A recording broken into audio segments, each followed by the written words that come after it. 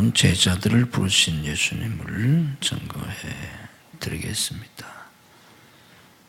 우리 주님께서 공생애를 시작하시면서 공생애 초기에 제자들을 부르셨습니다.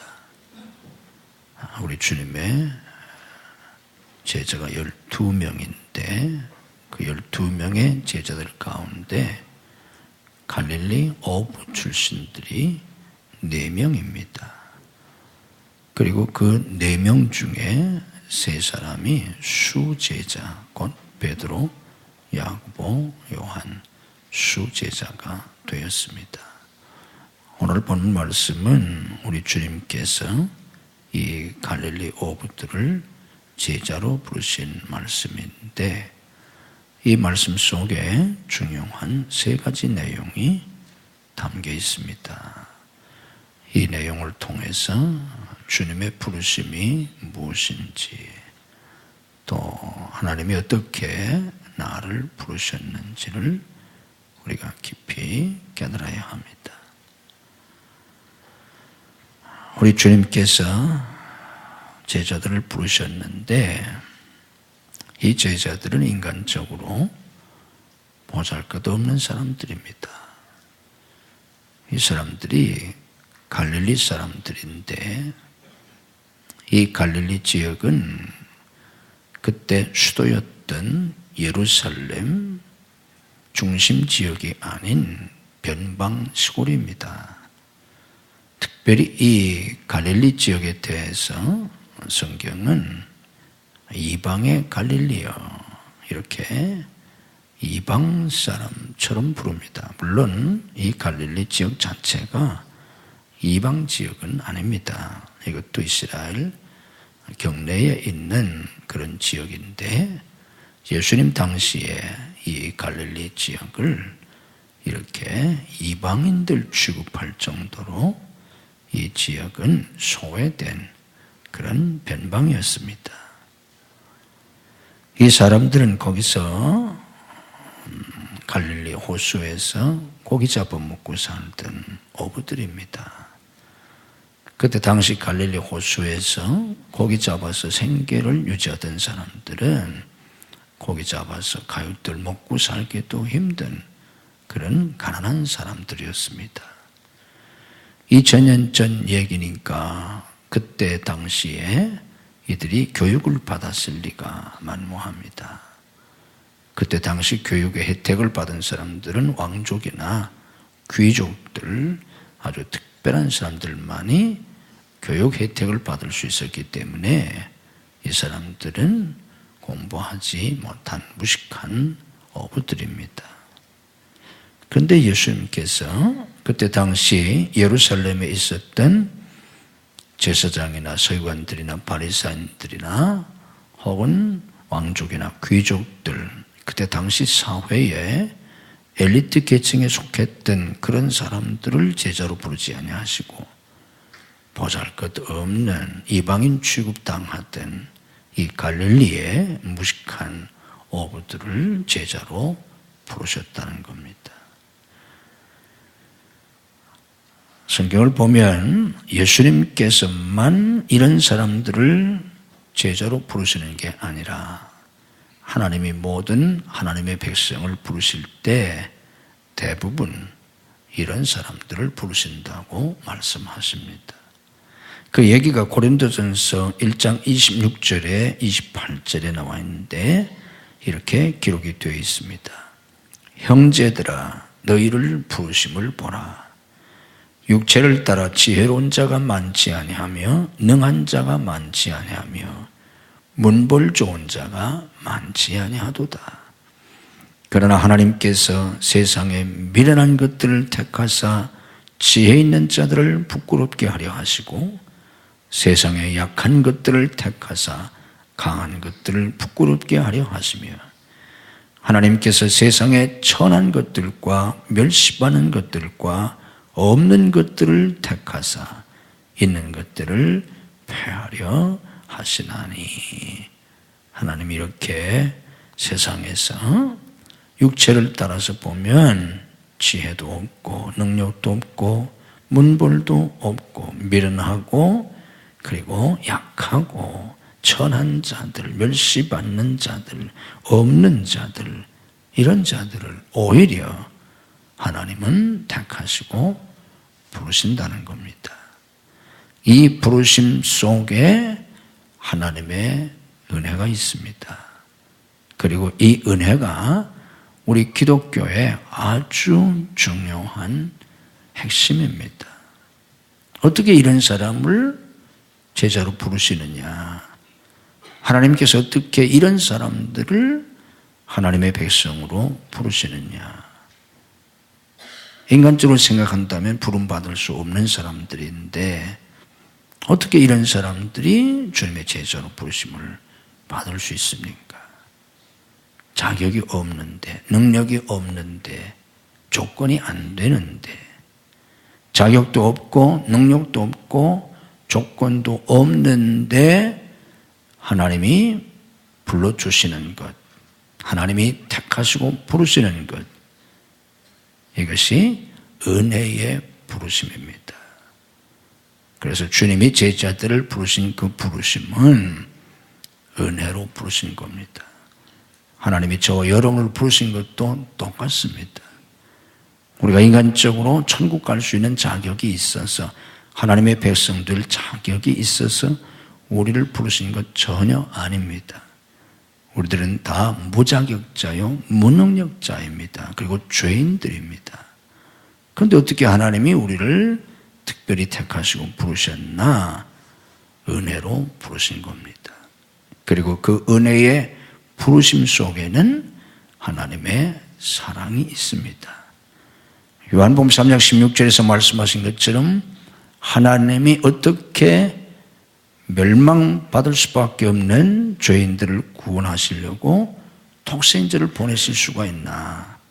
어떻게 그렇게 말도 안 되는 은혜를 하나님이 베푸실 수 있나?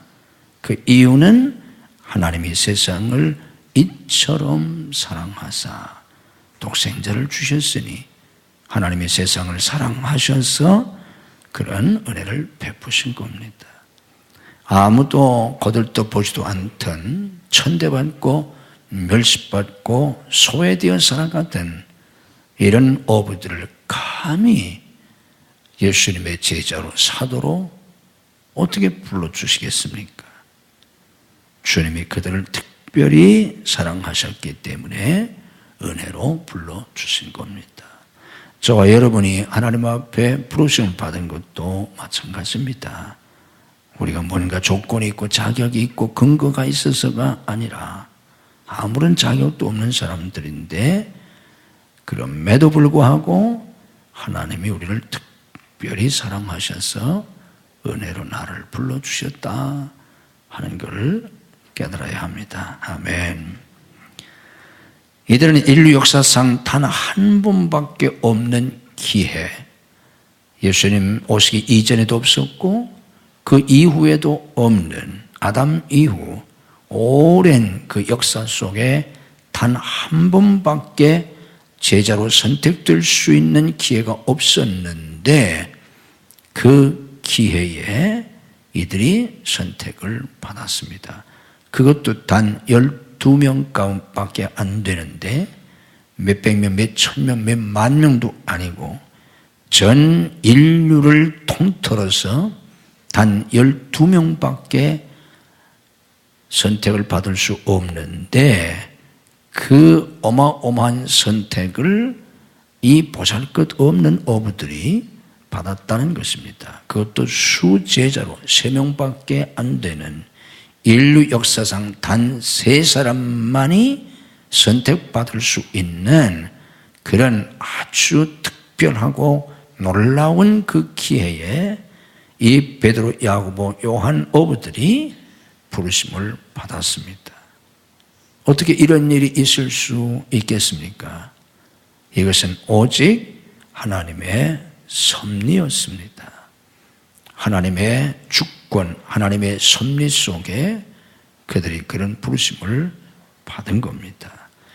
우리가 하나님 앞에 부름을 받은 것도 다 하나님의 섭리 속에서 되어지는 일입니다. 우리는 하나님의 섭리 속에서 이 땅에 태어나고 하나님의 섭리 속에서 부름받고 하나님의 섭리 속에서 하나님 앞에 쓰임을 받는 존재들입니다. 예수님은 하나님이 인간의 몸을 입고 오신 분이십니다. 그래서 예수님은 빌립보 2장 5절 이하에서 말씀하시고 있는 것처럼 하나님의 본체, 본질적으로 하나님이십니다. 예수님이 이들을 부르셨다고 하는 것은 곧 하나님이 이들을 부르신 겁니다. 하나님이 부르셨다. 옛날 왕정국가 시대 때에 왕이 부르면 아무도 거역할 수가 없습니다. 왕의 부름에 누가 거역할 수 있겠습니까? 왕의 부름에 거역하면 죽임을 당합니다. 주님의 부르심은 하나님의 부르심인데 이 하나님의 부르심은 거역할 수 없는 부르심입니다. 하나님이 부르시는데 누가 감히 거역할 수 있겠습니까? 우리 하나님께서 우리를 부르시는데 우리가 무슨 권리로 거역할 수 있겠습니까? 왕이 부르는데 신하된 백성이 무슨 권세로 왕의 부름에 거역할 수 있겠습니까? 그래서 옛날에 왕의 부름을 거역하면 죽여버린 겁니다. 하나님이 우리를 부르시는데 어떻게 이 부르심에 우리가 거역할 수 있겠습니까? 하나님의 부르심은 거역할 수 없는 부르심입니다. 절대자의 부르심이기 때문입니다. 하나님이 우리를 부르셨다면 우리는 그 하나님의 부르심에 순종할 의무만 있을 뿐 그 부르심에 거역할 권리가 없다는 것을 알아야 합니다. 그래서 하나님 앞에 부름받은 모든 사람들이 자기를 하나님의 종이라고 고백합니다. 종은 아무런 권리나 자유를 갖고 있지 않은 사람입니다. 종에게는 선택의 자유도 권리도 없습니다. 주님께서는 이들을 제자로 부르셨습니다. 이 부분을 유념해야 합니다. 세상에 권세자로 부르지 않았습니다. 왕으로 부르지 않았습니다. 재벌로 부르지 않았습니다. 제자로 부르셨습니다. 이 부르심은 우리들에게도 동일하게 적용됩니다. 하나님이 저와 여러분을 부르셨습니다. 무엇으로 부르셨다고 생각하십니까? 제자로 부르셨습니다. 왜 그렇습니까? 우리 주님께서 승천하시기 전에 제자들에게 마지막으로 하신 말씀이 너희는 가서 모든 족속, 모든 민족을 제자로 삼으라고 하셨습니다. 왕으로 삼으라고 하지 않았습니다. 부자들 되게 만들라고 하시지 않았습니다. 제자를 삼으라고 하셨습니다. 주님께서 그들을 부르신 것도 세상의 제왕을 삼아 주시려고 불렀던 것이 아닙니다. 제자로 부르신 것이고 나를 따라오너라 하는 말씀은 제자가 되라는 뜻입니다. 제자도 그들을 부르셨고 또 그들이 가서 모든 민족을 제자 삼으라고 하셨습니다. 오늘 주님께서 여러분을 부르신 것은 세상의 왕이 되라고 재벌이 되라고 여러분을 부르신 거 아닙니다. 세상의 명예나 권세나 세상의 부를 위해서 여러분을 부르신 게 아니고 여러분을 주님의 제자로 부르셨다는 걸 깊이 깨달으셔야 합니다.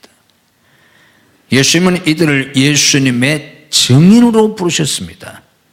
승천하시기 전에 마지막 주님께서 그들에게 말씀하셨습니다. 예루살렘과 온 유대와 사마리아, 이스라엘 남북 전역 그리고 나가서 땅 끝까지 내 증인이 되리라 하셨습니다.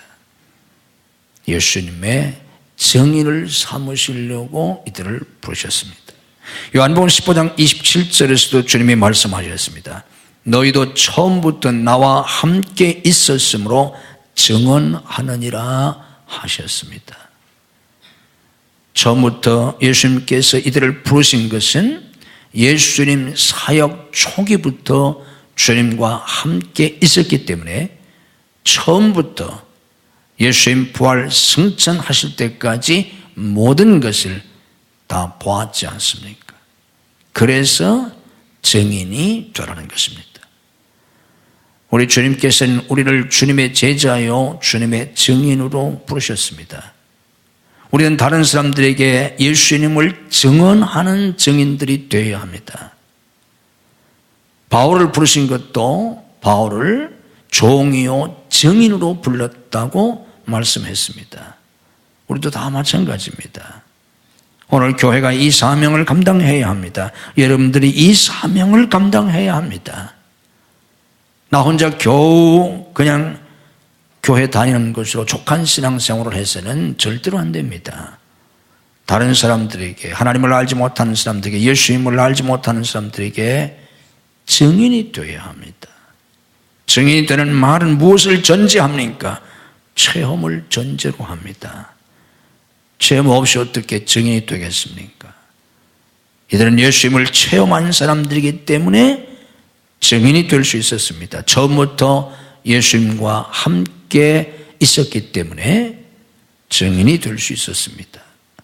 우리는 지식에 그치는 신앙생활, 종교 의식에만 빠져있는 그런 신앙생활을 하는 사람들이 아니라 날마다 하나님과 예수님과 함께 살아야 합니다. 신앙생활은 일주일에 한 번 교회 나오는 생활이 아니라 하나님 앞에 나와서 예배를 드릴 뿐만 아니라 날마다 내 삶 속에서 하나님과 함께 사는 삶입니다. 내가 정녕 하나님과 함께 산다면 우리는 내 삶 속에서 많은 하나님의 역사를 경험하게 되어 있습니다. 왜 그런가 하면 하나님은 살아계신 하나님이시기 때문입니다. 그 하나님이 지금도 살아 역사하시기 때문에 우리는 날마다 내 삶 속에서 성경을 통해서 과거에 역사하신 하나님을 배울 뿐 아니라 내 삶 속에서 역사하시는 하나님을 경험하게 되어 있습니다. 그래서 다른 사람들에게 내가 예수님의 증인이 되는 것입니다. 날마다 주님과 함께 살면서 그 전지전능하신 하나님, 사랑관회가 무한하신 그 하나님을 날마다 경험하면서 사셔야 합니다. 그리고 다른 사람들에게 자신 있게 내가 경험한 그 하나님, 내가 구원받고 내가 경험한 그 주님을 많은 사람들에게, 온 세상 사람들에게 증언할 수 있는 그런 산 믿음을 가진 복된 여러분들이 되시기를 주님의 이름으로 축복합니다. 여러분들이 수십 년 한평생 예수 믿는데 다른 사람에게, 한 사람에게도 내가 그 예수님을 증언하지 못한다면 이 얼마나 불쌍한 사람입니까? 비참한 신자가 아닙니까? 아니 내가 예수 믿은 지가 몇 년 됐는데 그 명색이 집사라고 하고 권사라고 하고 장로라고 하는데 내가 정말 내가 믿는 하나님, 나를 구원해 주신 예수님, 나를 위해서 생명까지 주신 그 예수님을 내가 다른 사람에게, 한 사람에게도 그 주님을 증언하지 못한다면 이보다 큰 비극이 어디 있습니까? 그 많은 세월 호송세월한 거 아닙니까? 교회 괜히 다니는 거 아닙니까? 그러다 지옥 가면 그 얼마나 비참합니까? 제발 그런 사람이 되어서는 안 됩니다. 찬송가에 있는 것처럼 이것이 나의 간증이요 이것이 나의 찬송일세. 이 세상에서 내가 하나님의 영광 누리도다, 하나님의 영광 보리로다. 이 세상에 살면서 하나님의 영광을 누리고 하나님의 영광을 보면서 그 하나님을 많은 사람들에게 증언할 수 있는 증인들이 되셔야 합니다. 제자들은 주님의 부르심에 순종했습니다. 모든 것을 버리고 순종했습니다. 본문의 말씀을 보면 20절에 그들이 곧 그물을 버려두고 예수를 따랐다 그랬습니다. 22절 말씀 보면 그들이 곧 배와 아버지를 버려두고 예수를 따랐다고 하였습니다. 배를 버리고 아버지를 버리고 예수님을 따라 순종했습니다. 그때 당시 예수님은 아직 메시아인지 아무도 알지 못했습니다. 겨우 세례 요한 정도가 알았는데 세례 요한조차도 확실하게 알지를 못했습니다. 예수님의 선구자로 예수님보다 6개월 먼저 와서 예수님을 사람들에게 증거했던 세례 요한조차도 정말 예수님이 그리스도인가? 그가 대중에게 예수님이 하나님의 어린 양이라고 소개는 했지만 막상 감옥에 갇혀 있을 때 정말 예수님이 그리스도인가? 의문을 갖게 됐습니다. 그래서 제자들을 보내서 예수님께 물었지 않습니까? 당신 진짜 그리스도 맞습니까? 아니면 우리가 다른 일을 기다려야 합니까? 그러니까 세례 요한조차도 예수님이 그리스도인 것을 밝히 알지 못했던 그 상황 속에서 예수님을 따라 나선다고 하는 건 모든 것을 다 버리고 예수님께 자기들의 인생을 걸고 운명을 걸고 자기들의 모든 것을 걸고 따라 나선다는 건 보통 일이 아닙니다. 지금 우리는 예수님께서 이 세상에 오셨다 가신 지 2000년이 지났습니다. 2000년 기독교 역사에서 수십억의 사람들이 예수님을 믿었고 예수님은 확실한 그리스도라고 목숨을 걸고 순교하면서 증언한 사람들이 수만 명이 아닙니다. 수를 헤아릴 수 없는 많은 사람들이 목숨을 걸고 증언했습니다. 목숨을 걸고 한두 사람이 증언한 게 아닙니다. 이런 예수님을 오늘 우리가 믿으면서도 제대로 믿지를 못하는데 아직 예수님이 그리스도인지 아닌지 사람들 모릅니다. 그런데 그분을 어떻게 따라 나섰겠습니까? 그분을 따라 나서면 미래가 보장됩니까? 모릅니다.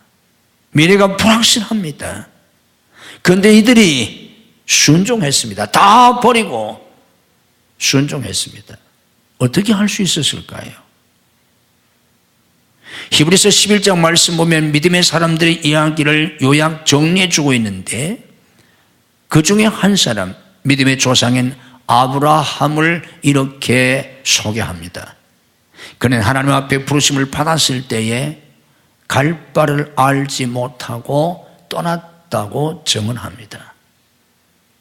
어디로 가야 할지도 알지 못하면서 지금부터 4000년 전 자기 부족을 떠난다는 것은 곧 죽음의 위기에 직면하게 되는 건데 그런 상황 속에서 어떻게 자기 고향 친척 부모 형제를 떠나서 하나님의 부르심에 순종할 수 있었겠습니까?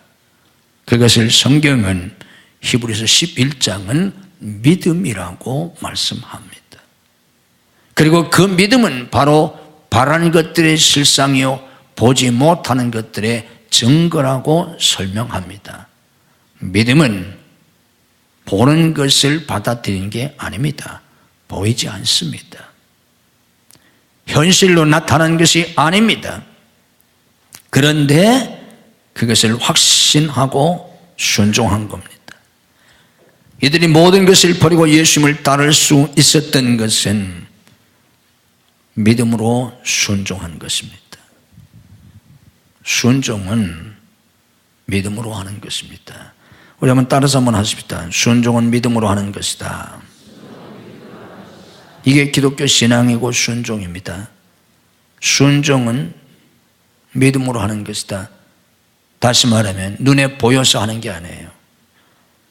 눈에 보이면 순종 못할 사람 어디 있겠어요? 계산이 나와서 하는 게 아니에요. 계산이 나오면 순종 안 할 사람 어디 있겠어요? 답이 나와 있으면 순종 못할 사람이 어디 있겠어요? 손에 쥐어주면 순종 못할 사람이 어디 있겠어요? 순종은 계산이 나오는 게 아니에요.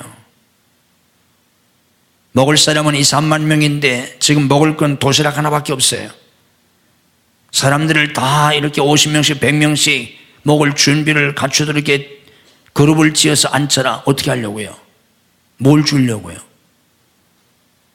가지고 도시락 하나밖에 없는데 계산이 나와요?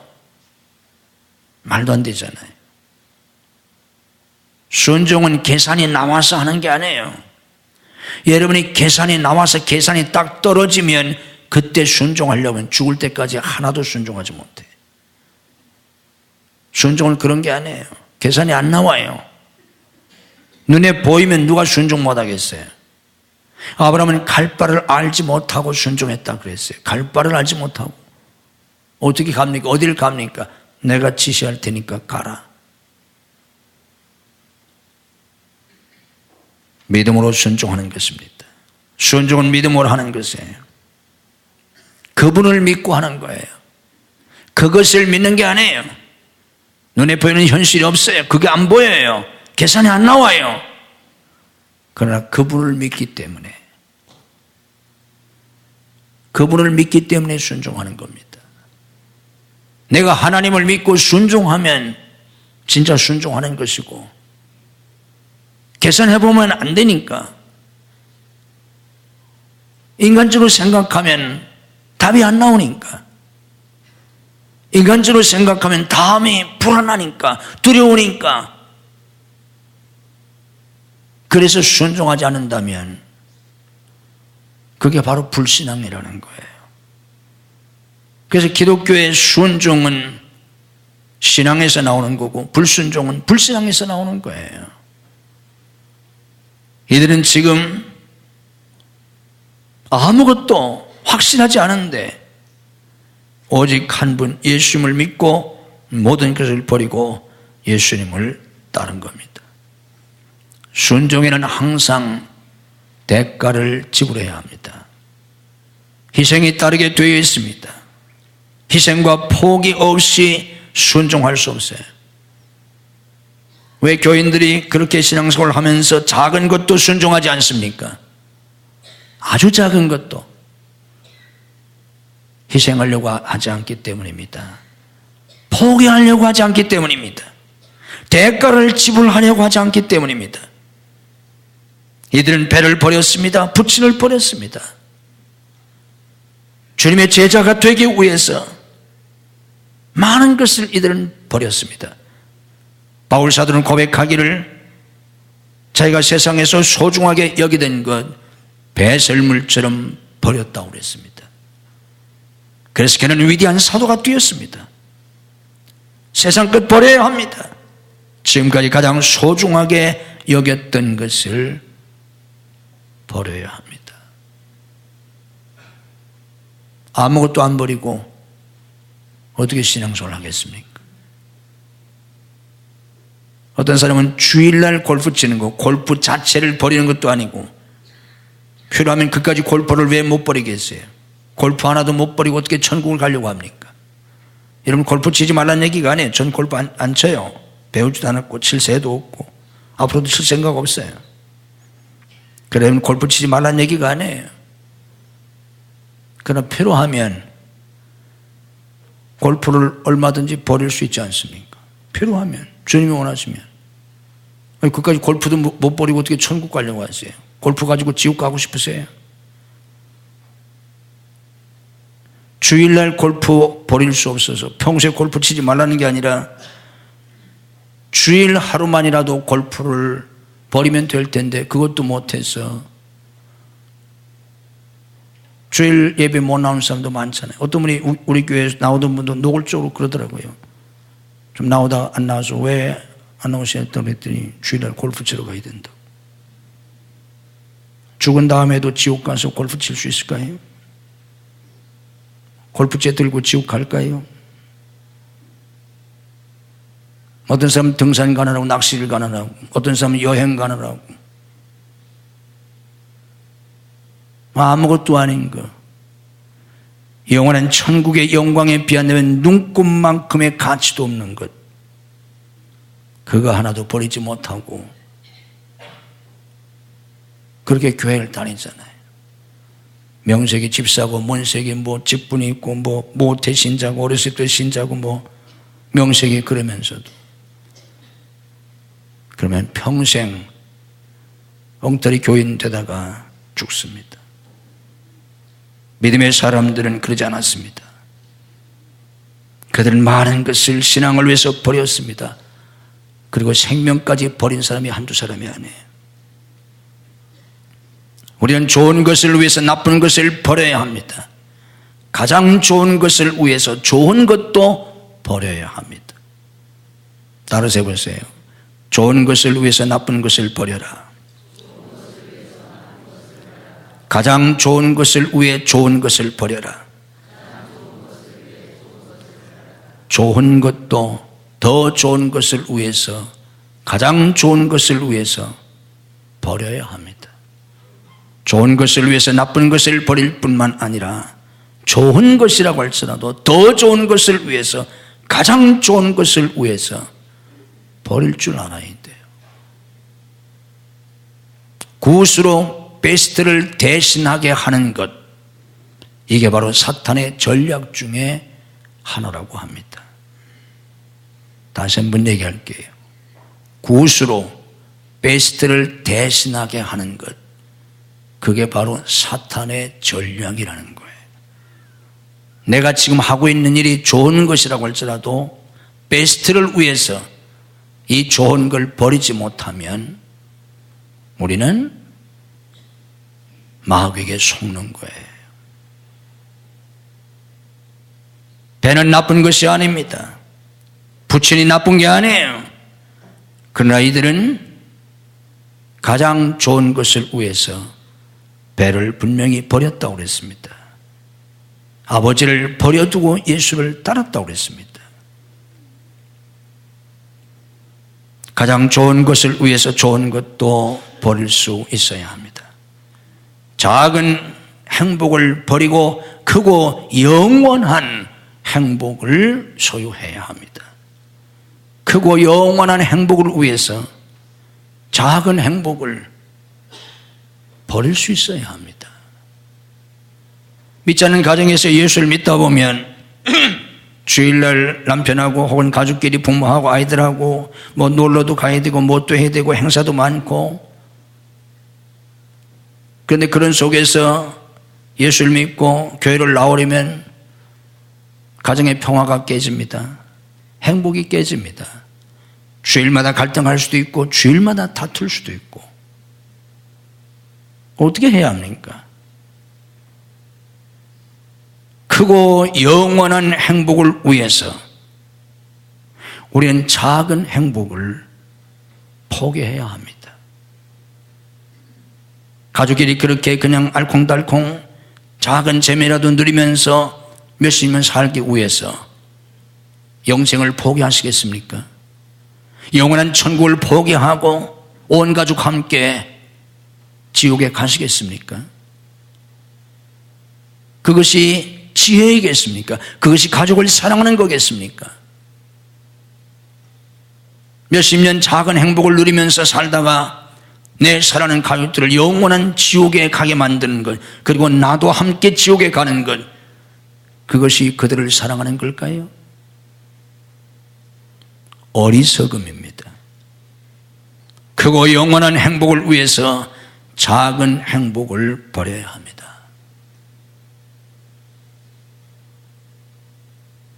미래가 불확실하지만 새로운 삶을 위해서 익숙한 삶에서 떠나야 합니다. 아브라함은 익숙한 삶에서 불확실한 미래지만 새로운 삶에 순종해서 나아갔습니다. 새로운 삶에 도전한 것입니다. 그래서 그는 위대한 믿음의 조상이 되었습니다. 저 갈릴리 어부들 평생을 그렇게 살아야 뭐가 되겠습니까? 그렇게 살다가 죽는 겁니다. 그러나 그들은 주님의 부르심에 과감하게 이걸 버리고 미래가 불확실하지만 새로운 인생, 새로운 삶에 도전했습니다. 그 결과 그들은 인류 역사상 가장 위대한 예수님의 사도들이 되었고 제자들이 되고 인류 역사에 가장 큰 영향을 끼치고 공헌한 위대한 사도들이 되었습니다. 이것이 그리스도인의 삶입니다. 우리나 우리의 자녀들이 믿음을 가지고 미래의 새로운 삶에 도전하지 못한다면 우리는 우리 삶에 하나님의 영광을 보지 못하게 됩니다. 하나님의 영광을 본 사람들은 불확실하지만 위험이 따르지만 그러나 믿음으로 새로운 삶, 새로운 인생, 새로운 역사에 도전했을 때 그들은 하나님의 기적을 보았고 하나님의 놀라운 역사를 경험하게 됐고 새로운 인생을 살 수 있었습니다. 여기 부르심에 순종했던 저 갈릴리의 보잘것없는 어부들도 그렇게 해서 위대한 사도의 삶을 살았습니다. 이들을 부르시면서 주님이 말씀하셨습니다. 나를 따라오너라. 내가 너희를 사람을 낚는 어부가 되게 하리라. 사람을 낚는 어부가 되게 하리라. 무슨 말씀인가 하면 부르신 주님이 만드신다는 뜻입니다. 배운 것도 없고 경험도 지식도 배경도 없는 이들이 어떻게 감히 주님의 제자가 될 수 있겠습니까? 마지막 그들에게 당부하신 대로 온 천하에 다니면서 만민에게 복음을 전파하라. 모든 민족을 제자 삼으라. 어떻게 그들이 2000년 전 온 세상에 나가 무슨 제주로 복음을 전하겠습니까? 어떻게 모든 민족을 제자 삼을 수 있겠습니까? 주님이 하신다는 것입니다. 내가 너희를 되게 하리라. 사람을 낚는 어부가 주님께서 만드십니다. 제자는 주님이 친히 부르시고 순종한 그들을 주님이 만드십니다. 이것이 기독교입니다. 주님은 그들을 교육하셨습니다. 주님이 친히 그들을 교육하시고 훈련시키셨습니다. 인류 역사상 가장 좋은 교육을 받은 사람, 최고의 교육을 받은 사람들은 주님의 제자들입니다. 인류 역사상 이들만큼 가장 좋은 교육을 받은 인간이 없습니다. 하나님이신 예수님, 하나님의 아들이신 예수님이 직접 3년 동안을 주야에 가르치셨으니 이들만큼 좋은 대학을 나온 사람이 어디 있겠습니까? 이들만큼 좋은 스승 밑에서 공부한 사람이 어디 있겠습니까? 마케도니아의 왕자였던 필립 왕의 아들 알렉산더는 고대 세계 최고의 학자였던 아리스토텔레스에게 배웠습니다. 그래서 결국 그는 20세에 왕이 되고 23세에 동방원정에 나서서 10년 만에 인류 역사상 최초의 대제국을 이루었습니다.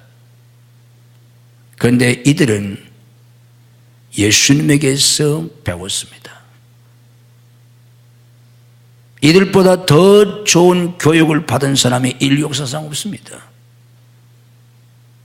예수님에게 배우는 사람이 최고의 교육을 받는 사람입니다.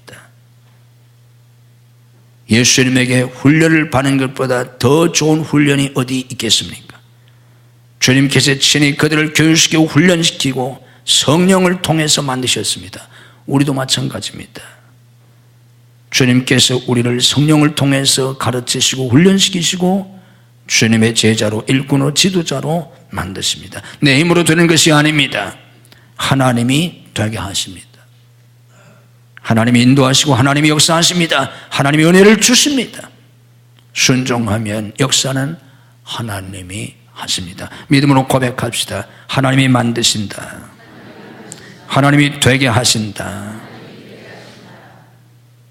순종하면 하나님이 되게 하십니다. 역사는 하나님이 하십니다. 이들은 예수님께 부름을 받아서 예수님의 제자들이 되었습니다. 예수님의 제자가 되었다는 건 예수님의 사람이 되었다는 뜻입니다. 주님은 우리를 예수님의 사람으로 만드십니다. 예수님을 닮은 사람, 예수님을 위해서 사는 사람들로 만드십니다. 복음의 사람으로 만드셨습니다. 복음을 깨닫고 복음을 위해서 사는 사람, 복음의 일꾼이요 지도자들로 만드신 겁니다. 우리도 복음의 사람이 되어야 합니다. 예수님의 사람, 예수님을 닮은 사람, 예수님처럼 사는 사람, 예수님을 위해서 사는 사람, 바울의 고백처럼 내게는 사는 것이 그리스도라고 고백하는 사람들, 복음의 사람, 복음을 깨닫고 복음을 누리고 복음을 위해서 사는 사람, 복음의 일꾼이요 지도자들이 될 수 있는 사람, 이런 사람이 되셔야 합니다. 주님은 그들을 성령의 사람으로 만드셨습니다. 오순절 성령을 보내주셔서 성령으로 사는 사람들이 되게 하셨습니다. 그래서 이제는 그들 속에 성령이 살아 역사하심으로 그들은 초월적인 삶을 살 수 있었습니다. 그것이 주님의 제자들입니다. 우리도 주님께서 우리를 부르셨음을 깊이 깨닫고 그 부르심에 순종해서 우리를 주님의 제자로 만드시는 그 주님의 하나님의 은혜의 역사 속에서 주님의 좋은 제자들이 되고 주님의 제자로의 삶을 살 수 있는 복된 성도들이 되셔야 합니다. 여러분과 여러분 자녀들이 다 그렇게 되시기를 주님의 이름으로 축복합니다. 하나님이신 예수님이 인간의 몸을 입고 이 세상에 죄인들을 구원하시려고 오셨나이다. 주님께서 저 갈릴리 어부들을 영광스러운 주님의 제자로 부르셨습니다. 인간적으로 자격이 없고 능력이 없는 자들이었지만 주님은 그들을 사도로 부르셨습니다. 아직 예수님이 메시아인지 사람들이 알지 못하던 때인데 그들은 주님의 부르심에 배를 버리고 부친을 버리고 그들이 지금까지 삶의 터전으로 삼았던 모든 것들을 버리고 주님을 따랐습니다. 주님은 그들을 위대한 사도로 만드셨습니다. 그래서 결국 그들은 순교하기까지 예수님의 증인들이 되었고 기독교의 역사, 세계 역사를 바꿔놓는 위대한 역사를 이루었습니다. 오 하나님, 하나님께서 저희들도 인간적으로는 자격이 없는 자들이지만 하나님이 저희들을 특별히 사랑하셔서 은혜로 부르신 것을 깨닫게 하시옵소서. 누가 천국 갈 자격이 있겠습니까? 누가 하나님의 일꾼이 되고 누가 거룩한 역사에 쓰임받을 수 있는 자격이 있겠습니까? 우리 가운데는 그런 자격을 가진 사람이 하나도 없나이다. 타락한 아담의 후예 가운데 그런 자격을 가진 인간은 인류 역사상 단 한 사람도 없다는 것을 저희들이 알게 하옵소서. 바울 사도는 죄인의 개수 같은 자기를 하나님이 은혜로 부르셨다고 고백하였나이다. 오 하나님, 이 거룩하신 부르심, 은혜로 부르시는 이 사랑의 부르심에 믿음으로 응답하고 인간적으로 육신적으로 계산적으로 미래가 불확실하지만 그러나 눈에 보이는 것 때문이 아니라 내가 이성적으로 계산적으로 결과를 알기 때문이 아니라 믿음으로 순종하고 주님을 따를 수 있는 믿음의 사람들이 되게 하시옵소서. 우리는 끊임없이 내 생각과 내 계산과 눈에 보이는 현실에 끊임없이 타협하고 빠지고 끊임없이 지배당하는 불신앙의 삶을 살아갑니다. 오 하나님, 성경에 기록된 믿음의 사람들처럼 믿음으로 나아갈 수 있게 해 주시옵소서. 우리와 우리의 자녀들이 오직 하나님 한 분만을 믿고 저 애굽에서 약속의 땅 가나안을 향해서 출애굽했던 것처럼 하나님의 새로운 역사를 믿음으로 받아들이고 갈대우를 떠났던 믿음의 전 아브라함처럼 우리의 영광스러운 미래를 향해서 새롭게 도전해 나갈 수 있는 우리가 우리의 자녀들이 될 수 있도록 축복해 주옵소서. 그 삶의 여정 속에서 날마다 걸음마다 자옥마다 하나님이 함께 하시고 역사하시는 생생한 하나님의 역사를 경험하며 살아갈 수 있게 해 주시옵소서. 그래서 많은 사람들에게 온 세상에 나가 하나님이 살아계시다고, 하나님이 지금도 이렇게 역사하셨다고 증언할 수 있는 예수님의 증인들, 하나님의 증인들이 되게 해 주시옵소서. 오늘도 저희들을 깨우쳐 주시고 그런 믿음을 더하여 주시기를 원합니다. 머리머리에 안수하시고 하늘의 지혜와 총명과 명철을 주셔서 하늘의 진리, 영적 진리, 말씀 속에 감춰 있는 비밀의 진리를 깨달을 수 있게 해 주시옵소서. 말씀을 들을 수 있는 귀를 열어 주시옵소서. 말씀을 깨달을 수 있는 마음을 주시옵소서. 믿음으로 받아들일 수 있는 은혜를 주시옵소서. 말씀이 내 삶이 되고 믿음이 되고 능력이 되고 내 삶의 열매로 나타날 수 있도록 은혜를 주옵소서. 믿음으로 가슴에 손을 얹습니다.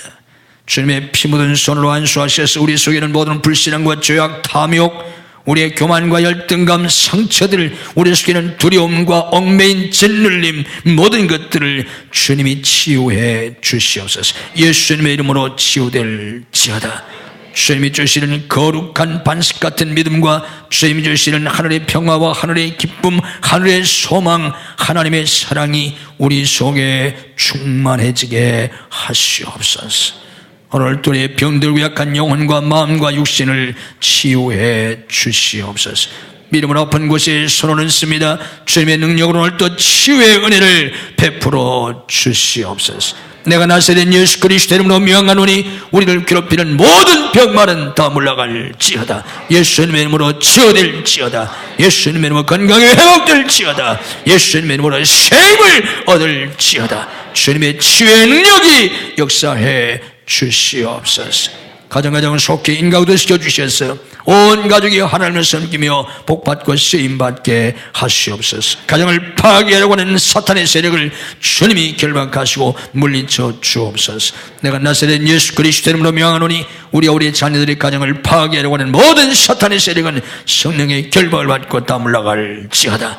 우리의 자녀들을 책임져 주시옵소서. 우리가 우리의 자녀들을 양육할 수가 없습니다. 우리가 우리의 자녀를 책임질 수가 없습니다. 하나님이 책임지시고 하나님이 양육하시고 하나님이 복주시고 하나님이 써 주시옵소서. 우리 자녀들에게 믿음을 주시옵소서. 탁월한 믿음을 주시옵소서. 탁월한 지혜를 주시옵소서. 성령을 부어 주시옵소서. 하나님의 마음을 주시옵소서. 거룩한 꿈과 환상과 비전을 주시옵소서. 열정을 주시옵소서. 능력을 주시옵소서. 복된 사람들을 붙여 주시옵소서. 악한 자들을 물리쳐 주시옵소서. 복된 환경을 열어 주시옵소서. 공부하는 학생들에게 학업의 문을 열어 주시옵소서. 진학의 문을 여시고 유학의 문을 열어 주시옵소서. 취업의 문을 여시고 사업의 문을 열어 주시옵소서. 결혼의 문을 여시고 태의 문을 열어 주시옵소서. 사역의 문을 열어 주시옵소서. 예수님의 이름으로 열릴지어다. 역사해 주시옵소서. 성도의 직장과 사업을 축복해 주옵소서. 주님의 이름으로 형통하게 하옵소서. 창대케 되게 하시옵소서. 복음 선교를 위해서 세계 선교에 쓰임받는 직장과 사업이 될 수 있도록 하나님이 축복하시고 써 주시옵소서. 아버지 앞에 예물을 드립니다. 온 성도들이 믿음으로 온전한 11조를 드릴 수 있게 하시고 풍성한 감사와 선교와 구제와 성전 건축과 해외 선진 건축에 쓰임받을 수 있도록 주님이 축복해 주시옵소서. 아버지 앞에 드린 예물이 하나님을 기쁘시게 하는 예물이 될 수 있게 하시고, 주께서 축복해 주셔서 하늘의 복으로 땅의 복으로 영육의 강건함으로 삶의 형통함으로 사역의 풍성한 열매로 자녀와 후손의 복으로 믿음의 명문가를 이루는 복으로 하나님의 은혜와 복을 넘치게 부어 주시옵소서. 아버지 앞에 나와 예배드리는 모든 성도를 축복해 주옵소서. 병상에서 나오지 못한 성도를 찾아가셔서 능력의 손으로 일으켜 주시옵소서. 줄타주 있는 성도를, 해외에 나가는 가족들을, 군문에 나가는 아들들, 유학생들을 지키시고 축복해 주옵소서. 믿음이 연약하여 주의를 성수하지 못하는 성도들에게 깨우쳐 주시고 주의를 성수할 수 있는 믿음을 더하여 주시옵소서. 이 한 주간도 주님이 주시는 은혜와 축복이 넘치는 복된 한 주간이 되게 해 주옵소서. 예수님의 이름으로 축복 기도하옵나이다. 아멘.